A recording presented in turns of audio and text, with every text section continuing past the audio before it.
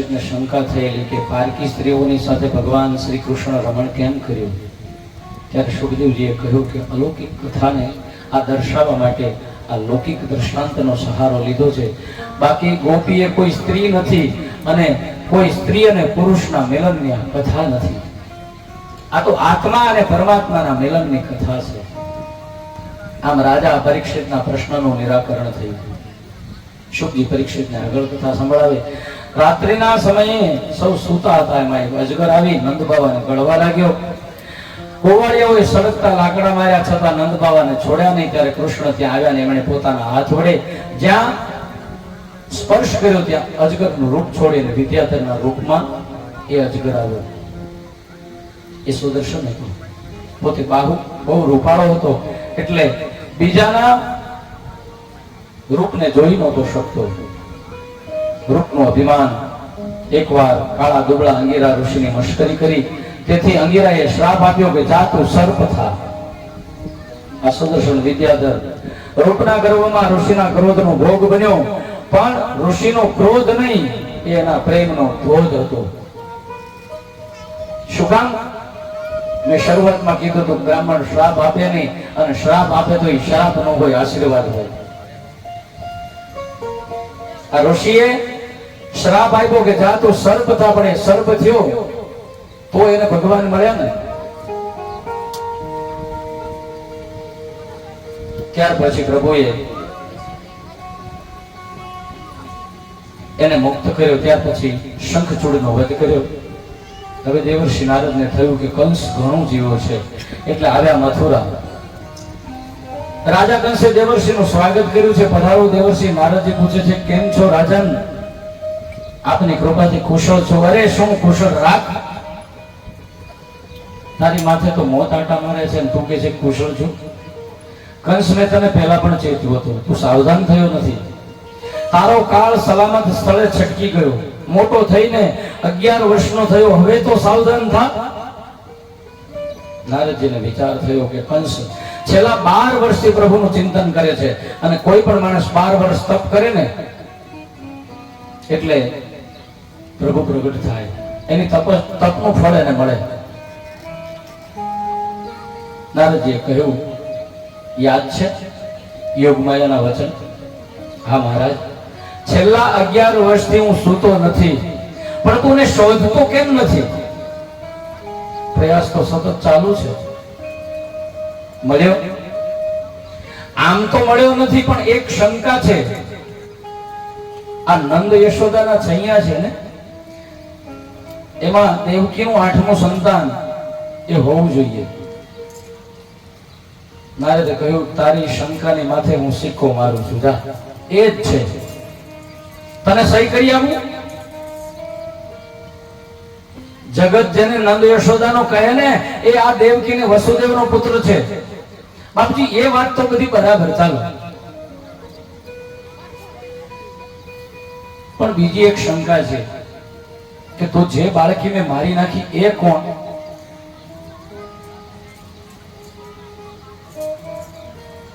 નંદ યશોદાની પુત્રી, તને ખબર નથી? અને વાસુદેવ, આ બંને સારા મિત્ર છે. દેવર્ષિએ વાત બરાબર, પણ દેવકી વસુદેવ તો મારી કેદમાં છે, મારો ચોકી પેરો છે, અને આ બાળક અહીંયા જન્મ્યું અને ગોકુળમાં પહોંચ્યું કેવી રીતે? નારદજી હસવા લાગ્યા, તું મૂર્ખો છો. તારા દ્વારપાળ એ તારા નથી રહ્યા, એ બધા જ મળેલા છે, મિલીભગત છે. પગાર ખાય છે તારો અને કામ કરે છે વસુદેવનું. હવે આ બીજી બધી માથાકૂટને મૂક, તને ચેતવો છે એ તારે કરવાનું છે. નારાયણ નારાયણ નારાયણ. નારદજી નીકળી ગયા. કંસને પાકી ખાતરી થઈ. પોતાના મિત્રોને બોલાવી સભા ભરી છે અને કહ્યું કે મિત્રો, મારી શંકા સાચી છે. પેલો નંદનો છૈયો એ જ મારો કાળ છે, માટે હવે એ બલભદ્ર અને કૃષ્ણને અહીંયા કોઈ પણ પ્રયોજન કરીને આપણે બોલાવીએ અને એને ખતમ કરવું.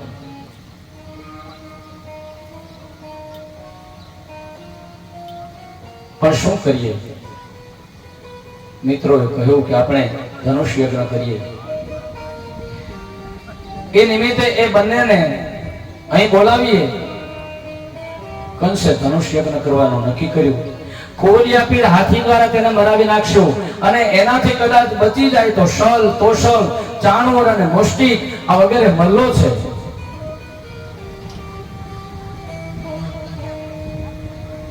એનાથી મરાવી નાખશું. બ્રાહ્મણ બોલાવીને ધનુષ યજ્ઞ ની તૈયારી કરવાનું સૂચન કર્યું.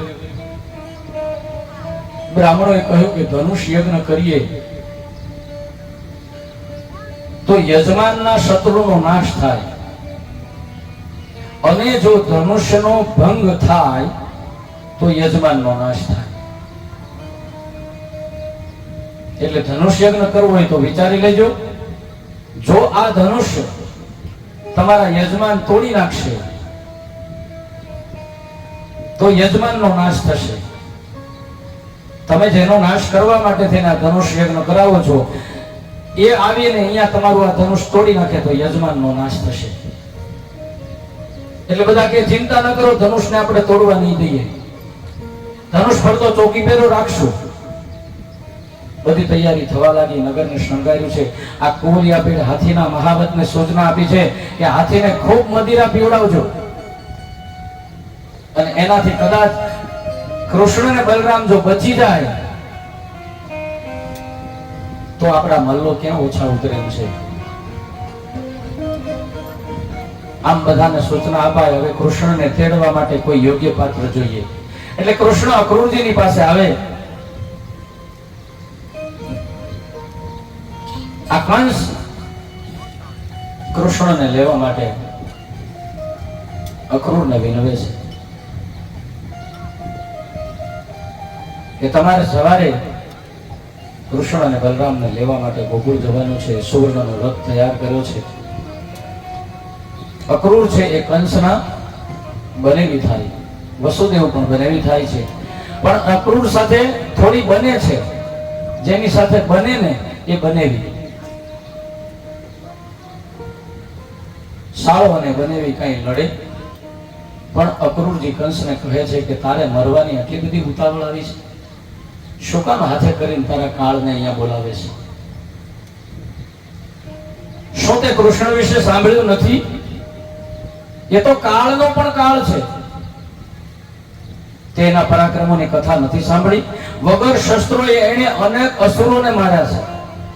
કંસ કહે અક્રૂર, હું સલાહ લેવા માટે તને નથી બોલાવ્યો. હું તને આજ્ઞા કરું છું, તારે કાલે ગોકુળ જવાનું છે. હવે જેને પોતાના બાપને કેદખાનામાં પૂરી દીધો હોય એને કોની પડી હોય?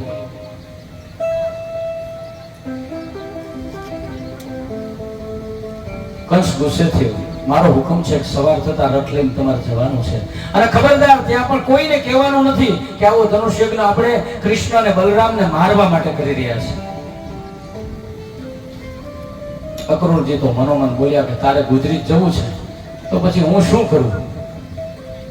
કોઈ તને અટકાવી નહીં શકે. પણ કઈ નહીં, એ બાને મને તો ભગવાનના દર્શન થશે. કંસને કહ્યું ભલે સવાર થતા જઈશ અને તે બંનેને લઈ આવીશ. તે રાત્રિમાં અક્રૂરને ઊંઘ નથી આવી. ભગવાનનું મિલન છે ને, એ તો ભગવાનને ઓળખતો હતો. આપણા ઘરે દીકરીની જાન આવવાની હોય તો દીકરીના બાપને ઊંઘ ન આવે. એ પણ ભગવાન છે ને. આજે અક્રૂરને ઊંઘ નથી આવી. માણસને અતિ આનંદ હોય ત્યારે અને અતિ દુઃખ હોય ત્યારે ઊંઘ નથી આવતી. પ્રભુના દર્શન થવાના હતા, પછી ઊંઘ ક્યાંથી આવે? વહેલી સવારે બ્રહ્મુહૂર્તમાં અક્રૂર જાગ્યા, પોતાના પ્રાત કર્મથી પરવાર્યા. કંસે સુવર્ણ રથ મોકલ્યો હતો. અક્રૂરજી પ્રભુને વંદન કરી રથમાં બેઠા, રથને ચલાવ્યો અને ભગવાન ગણપતિને યાદ કર્યા. વક્રતુંડ મહાકાય સૂર્યકોટિ સમપ્રભ નિર્વિઘ્નં કુરુ મે દેવ સર્વકાર્યેષુ સર્વદા.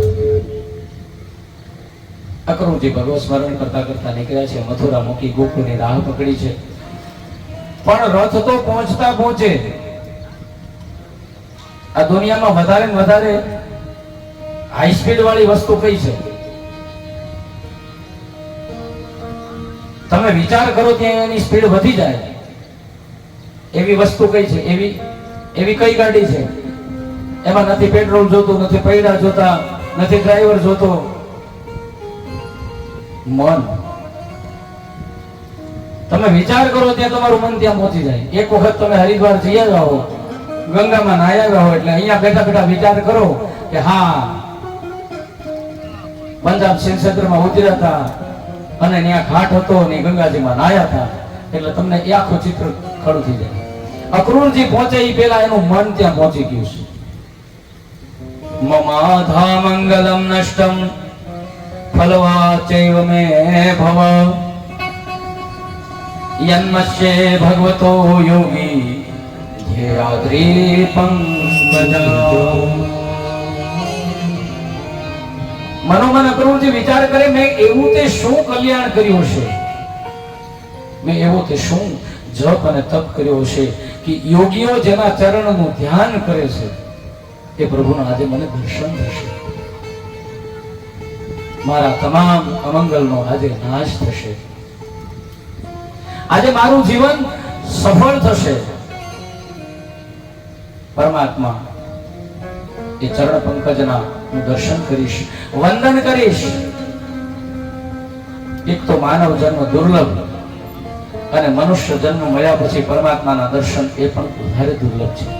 આજે મને પ્રભુના દર્શન થશે, મારો જન્મ સફળ થશે. અક્રૂર પ્રભુને મળવા માટે આતુર છે, એના ચિંતનમાં રતિ છે, એટલે રસ્તો ક્યાં કપાઈ ગયો ખબર ન પડી. આપણે આ જીવન પથ એના પથિક છીએ, પણ જો પ્રભુને મળવા માટે આપણે સતત અને સતત પ્રયત્ન કરતા રહીએ ને તો 80, 90, 100 ક્યાં પૂરા થઈ જાય ખબર નહીં પડે. પણ આ વ્યથામાં અટવાયેલા રહીએ છીએ એટલે 50 થાય 60 થાય ને એટલે પછી આપણે કેવું પડે ભગવાન હવે તું લઈ લે તો સારું.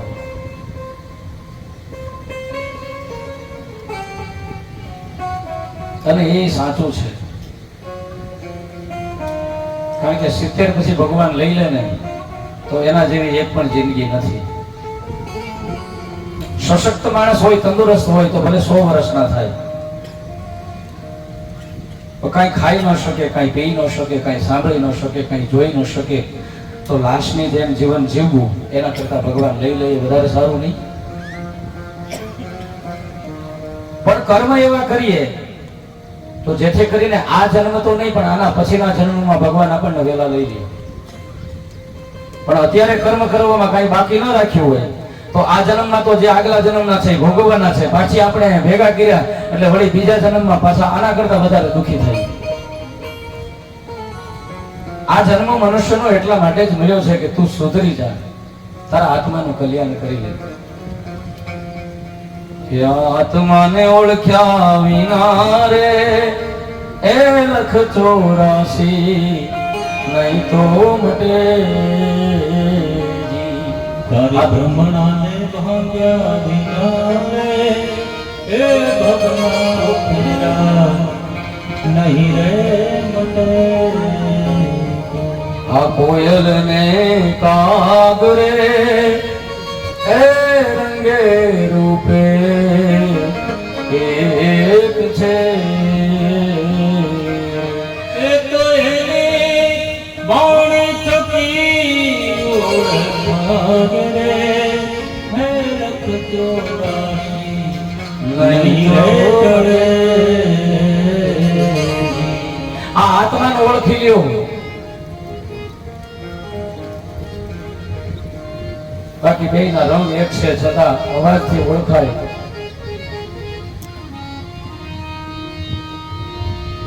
અક્રૂરજી ભગવાનની ચિંતનમાં મગન બની રસ્તો ક્યાં કપાઈ ગયો ખબર નથી.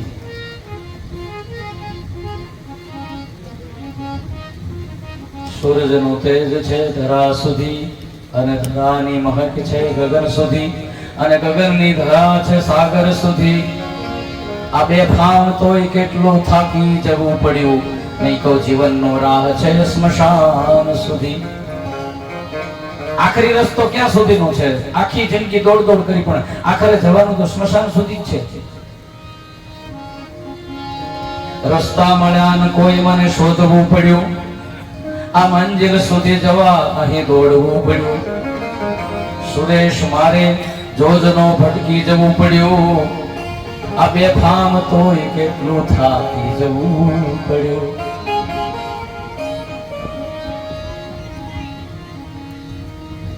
આ કઈ બહુ લાંબો રસ્તો ન કહેવાય, છતાં હું તમે થાકી જઈએ. શું કામ? કારણ કે જેના રસ્તે ચાલવાનું છે, જેનું નામ લઈને ચાલવાનું છે, એનું નામ લઈને આપણે ચાલતા નથી. બીજું ખોટું વજન વધારે ઉપાડીએ છીએ એટલે થાકી જાય છે.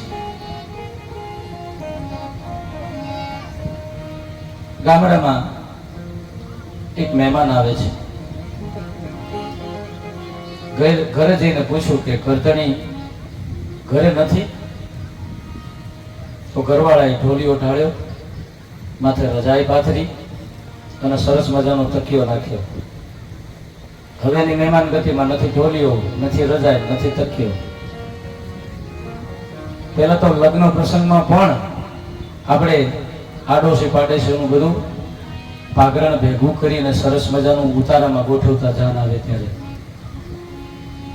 પણ એ જતું રહેવાનું કારણ શું? એક આ માવા, બીજા બૂટ ચંપલ. ઘરમાં, રસોડામાં, પાણીયારામાં જ્યાં દેવોનો વાસ છે ત્યાં બૂટ ચંપલ પહેરીને આપણે આટા મારીએ. હવે માગેલું કોકનું પાગરણ છે બગડી જાય ને, એટલે આ સમિયાણાનું આવ્યું, હવ કોઈ વાપરે, એનો પ્રભાવ મારા તમારા જીવનમાં પડે. કાલે આ ગાડલામાં કોણ સૂતું હતું એની મને તમને ખબર નથી. એના કેવા વિચાર છે, એનું શરીર કેવું મલિન છે, કેટલો પાપી છે, એ એમાં કંઈક મૂકીને જાય છે. એ પાપી માણસ છે અને એમાં હું તમે સૂઈએ તો એની અસર મને તમને થોડીક થાય. ઉપરાંત અન એવો ઓડકાર, અન એવું મન. સમય ફર્યો, પેલા રસોઈયામાં કાં લુવાણો હોય, કાં વાણીઓ હોય, કાં બ્રાહ્મણ હોય. અત્યારે કોણ શાક સુધારે છે એની આપણને ખબર નથી. શીરો બનાવીએ સત્યનારાયણ નો, એમાં કહીએ કે સત્યનારાયણ નું નામ ખોટું હોય એટલે મીઠો લાગે છે. હવે કઈ જાતિ, કઈ જ્ઞાતિ, કોણ આવે છે અને કોણ બનાવે છે આપણને કઈ ખબર નથી. અને એ કેવા વિચારો સાથે બનાવે છે એની મને ખબર નથી. લગ્નની સિઝનમાં પડાપડી હોય, રાતનો ઉજાગરો હોય, મજૂરો મળતા ન હોય, અંદરો અંદર ગાળાગાળી ચાલતી હોય, રસોડામાં ક્યારેક જોવા જાવ તો ખબર પડે. અને ઈ એનાથી શાક સુધારાતું હોય, ઈ પછી હું તમે ખાઈએ એટલે શું દશા થાય. પણ આનો ફેરફાર હું તમે કરી શકીએ એમ નથી, કારણ કે પાણી સર ઉપર જતું રહ્યું છે. આપણે જેવું કઈ થતું નથી. એ પીરસવાની લાઈનમાં બેસીને વિચાર, એ સપનું થઈ ગયું. પંગતમાં બેઠા હોય, લાંબી પંગત પડી હોય, 8 થી 10 મકાનની લાઈન હોય, ઓસરીમાં જમવા બેઠા હોય, હરિહરનો હાથ પડે, એ પછી જમવાનું ચાલુ થાય, હાથથી એક પછી એક પીરવતા જાય. એમાં વળી પાછા તાણ કરવા નીકળે. આ પ્રેમ હતો, લાગણી હતી, હૂંફ હતી એકબીજા પ્રત્યે. હવે તો જેને ખાવું હોય ખાય, ન ખાવું હોય તો જાય. ઘણા તો જાનમાં આવે છે ખાલી વરઘોડો ચડે એટલે જે પોતાના સગા સંબંધી હોય એને મળીને નીકળી જાય. અને જાને વિદાય થઈને તે માત્ર 5 કે 7 જણા 10 જણા વિદાય, બાકીના હવ પાછા કે અમારે બીજે લગ્ન છે જવાનું છે.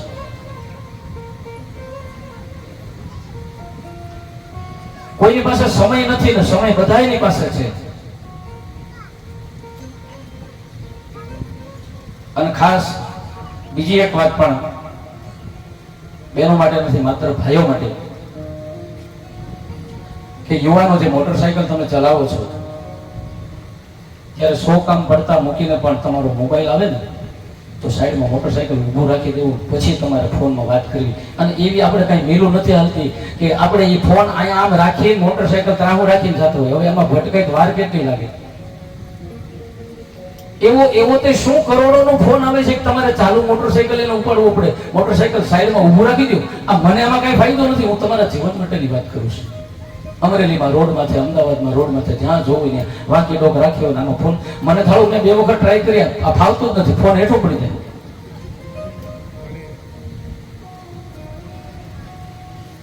જે વસ્તુ સુખ મળ્યું છે તો એને વાપરતા આવડવું જોઈએ. નહીતર ઈ આપણો અંત લાવી દે.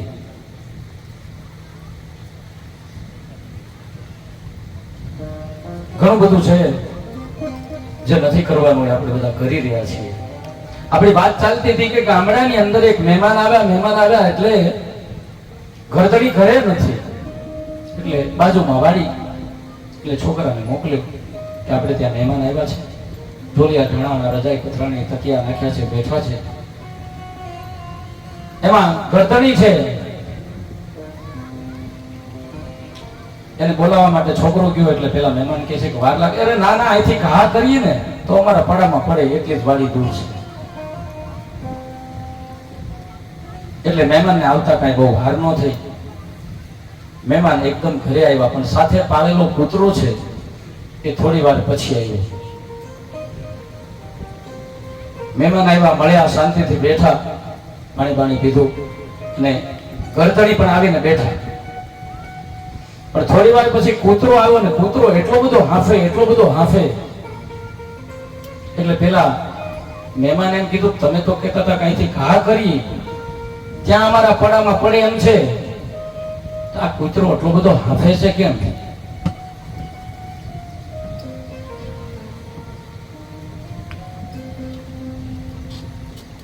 કારણ કે હું સીધે રસ્તે થઈને ઘરે આવી શક્યો, પણ આ કૂતરો વાડીનો છે ને આજ છૂટો રહી ગયો હતો એટલે એને ઘરે આવવા માટે ઘણું બધું ફરવું પડ્યું છે. કારણ કે ગામના કૂતરાઓ છે ને એને સીધી રીતે અમારા ઘરે નહીં આવવા દીધો હોય.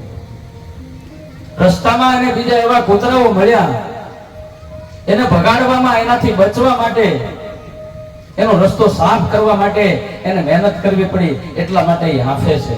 આમ હું તમે કૂતરાની જ હાલતમાં જીવીએ છીએ. આપણે હાંફી જઈએ છીએ, આપણને થાક લાગે છે નો બીજાને પછાડવાનો, બીજાને હરાવવાનો, હું આગળ નીકળી જાઉં, મારાથી આગળ કોઈ જવો ન જોઈએ, એની એ દોડમાં આપણી જિંદગી પૂરી થઈ જાય છે અને આપણે હાંફી રહી છીએ. આવા કોઈ રોગો નહોતા, શાંતિથી જીવન જીવતા હતા. ભીલામાં સિધોરો ચાલતો હોય અને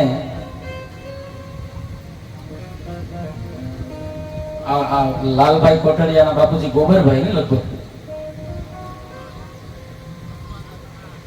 ત્યાંથી આવતા કઈક ગોળ લઈને આવતા, એમાં એક દોઢ ભીલું તો રસ્તામાં ગોળ ખાઈ જાય, ભીલાથી અડતાવા પૂગે છે. અને એકલા આખું ગાડું છે ને ઓલું દેશી ગાડું એ ઊંચું કરી શકે એવી એનામાં તાકાત હતી. એને કોઈથી કઈ ન ભાઈ, ડાયાબિટીસ થયો, નો બીપી થયું, કઈ ન થયું. એનું કારણ કે એને એના જીવન સાથે મતલબ હતો, એને કોઈને પછાડવામાં રસ નહોતો, એને કોઈને દુઃખી કરવામાં રસ નહોતો. આજ મારે તમારે કોઈ પણની આ એક પ્રગતિની દોટ ચાલી રહી છે. એટલે માનસિક રીતે માણસ, હું 48 હતો ત્યાં સુધી મને ડાયાબિટીસ નહોતો.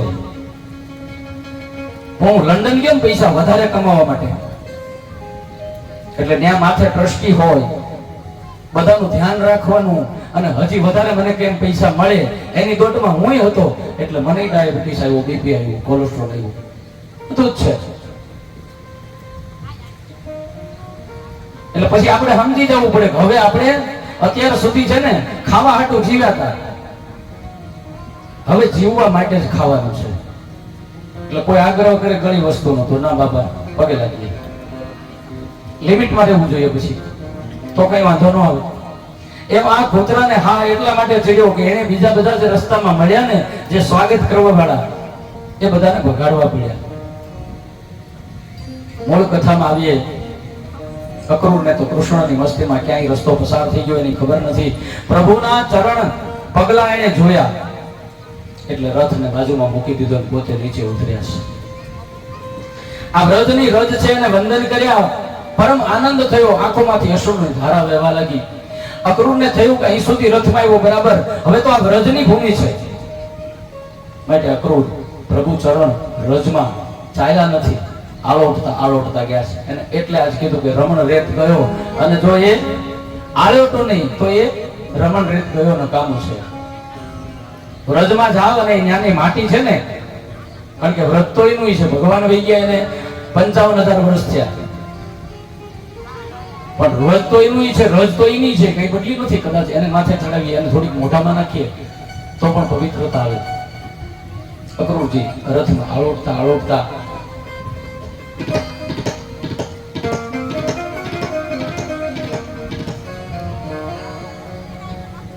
દૂરથી કૃષ્ણ પરમાત્માએ જોયું એટલે અક્રૂરજી ગૌશાળામાં આવ્યા અને બળભદ્ર અને કૃષ્ણએ સાંભળ્યું જોયું, અરે આ તો આપણા અક્રૂર કાકા. બે ભાઈઓ દોડ્યા છે. આ ચરણ રજમાં આળોટતા અક્રૂરજી તેડી ઉભા કર્યા, હૃદય લગાડ્યા, કહ્યું કૃષ્ણએ, કાકા તમે આવ્યા ને બહુ સારું થયું. આ કાકા કહ્યું ને ત્યાં તો છાતી ફાટા થવા માંડી. એ જગતનો નાથ આજ મને કાકા કહે છે.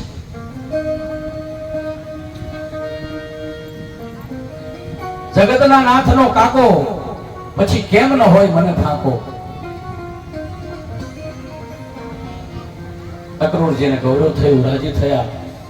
આ જીવ છે ને એ માનનો ભૂખ્યો છે.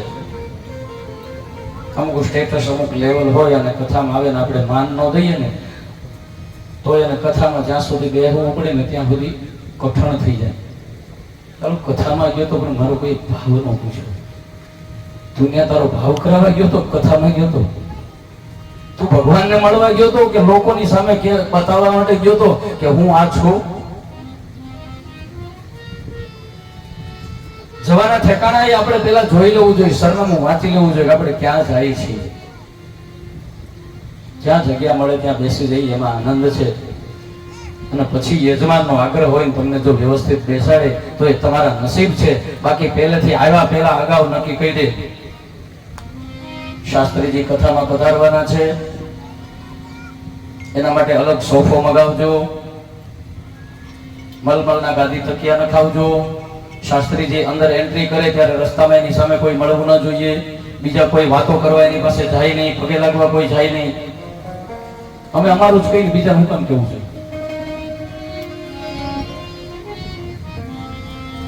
ના ભાઈ ના. તો જો કથામાં જાતો હોય તો તું ભગવાનને મળવા જાશો, તારામાં એવી તાકાત હશે તો આપ મેળે તારું બધું ઊભું થઈ જશે. તારામાં કંઈક સત્ય હશે તો આપ મેળે ત્યાં બધી વ્યવસ્થા થઈ જશે. ઓહો બાપજી અમને ખબર નહોતી તમે આવવાના હતા કથામાં. નહીં, તમારે જ્ઞાન નોટિસ થાય બાપજી તમે અહીંયા આવો, આ આપ મેળે થઈ જાય. પણ અગાઉથી નક્કી કરો એટલે તમે સમજી લો તમે ભગવાનને મળવા નથી જતા, તમે તમારી સત્તા જમાવવા માટે જાઓ છો.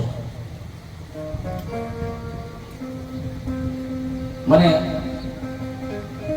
કાલે એક ભાઈ હતા, ક્યાં ગામના હતા મને ખબર નથી, પણ મને કે તમે હાવ સરળ છો. હું તો આ ગામમાં ચડી પહેરીને રખડેલો છું. આ ગામમાં હું નાનો મોટો થયો છું. હું એવો કોઈ મોટો વક્તા નથી કે મને કોઈ એવી બધી વસ્તુની જરૂર પડે અને હું કોઈ માણસની સાથે વાત ન કરું. હું તો આ ગાટલામાંથી બેહું, વ્યાસપીઠમાંથી બેહું, બાકડે બેહું અને એમના હેઠે લુગડામાંથી બેહી શકું. હું આ કથા વાંચું છું એટલે કઈ હું કોઈ મહાન બની ગયો એવી વાત નથી. સમયે સમયે જે પરિસ્થિતિ હોય એને અનુરૂપ જીવન જીવાય. જીવ માન ભૂખ્યો છે. પરમાત્મા જ્યારે જીવને માન આપે ત્યારે જીવને કેટલો આનંદ થાય. મને તમને સામાન્ય માણસો અહીંયા સન્માન કરે છતાં આપણને કેટલો આનંદ આવે છે કે આહા જો આજે વિહાભાઈ મારું સ્વાગત કર્યું. પણ હવે જેનું વિષ્ણુ સ્વાગત કરે, જેને કૃષ્ણ સ્વાગત કરે એ જીવને કેટલું માન મળે. શ્રી કૃષ્ણએ બંને ભાઈ કાકાને ઘરે લઈ આવ્યા. એમ અહીંયા જુઓ જુઓ કોણ આવ્યું છે. આ નંદજી સંધ્યાનો ટાઈમ છે ને એટલે વાછરું બાંધે છે, માં યશોદા દીવડા પેટાવે છે. અને ખરું કહું ને તો મજા ફાનસમાં હતી હો. અંધારામાં કોઈ પણ માણસ દોડ્યો જતો તો કોઈ દી અને કોઈ વસ્તુની જરૂર નહોતી પડી. અને ફાનસમાં ભણવા વાળા છે ને ઈ જ અત્યારે દેશનો રાજ ચલાવે છે. તેથી લાઈટ એની નહોતી. અને અત્યારે આ લાઈટમાં જે આવેલા છે ને એ લાઈટ વગરના થઈ ગયા છે. આ લાઈટ આવે છે પણ એનામાં લાઈટ નથી હોતી. એ બાળક નિસ્તેજ હોય છે. આખો દી ફોનમાં બે અંગૂઠા આમનામાં મોઈયા જ કરે. ઘણા વિડીયો જાહેર છે. લોકો પ્રાર્થના પણ કરે છે કે તમારા છોકરાને મોબાઈલમાં ગેમ રમવા ન દેતા. ઘણા છોકરા એ ગેમ રમ્યા પછી રાતે પણ એમના હાથમાં મોબાઈલ ન હોય પણ આમાં જ કરતું હોય. એને ડોક્ટર પાસે લઈ જવું પડે. ડોક્ટર પછી એની સારવાર કરે પણ સારું નથી થતું. છોકરાને મોબાઈલથી દૂર રાખો એની ઉંમર ન થાય ત્યાં સુધી. પણ આપણે ઘરકામ કરવું હોય, ઘોડિયામાં હુડાઈ હોય એટલે કાર્ટૂન કરીને બાળકને આપી દે તો આપો, એની સામે વાંધો નથી. તો કાર્ટૂન તમે કરો તો કરો. રામાયણના કાર્ટૂન છે, ભાગવતના કાર્ટૂન છે, અત્યારે ઈ પણ નીકળ્યા છે. ઈ અત્યારથી એને બતાવો જેથી કરીને ઈ તો એનામાં આવશે.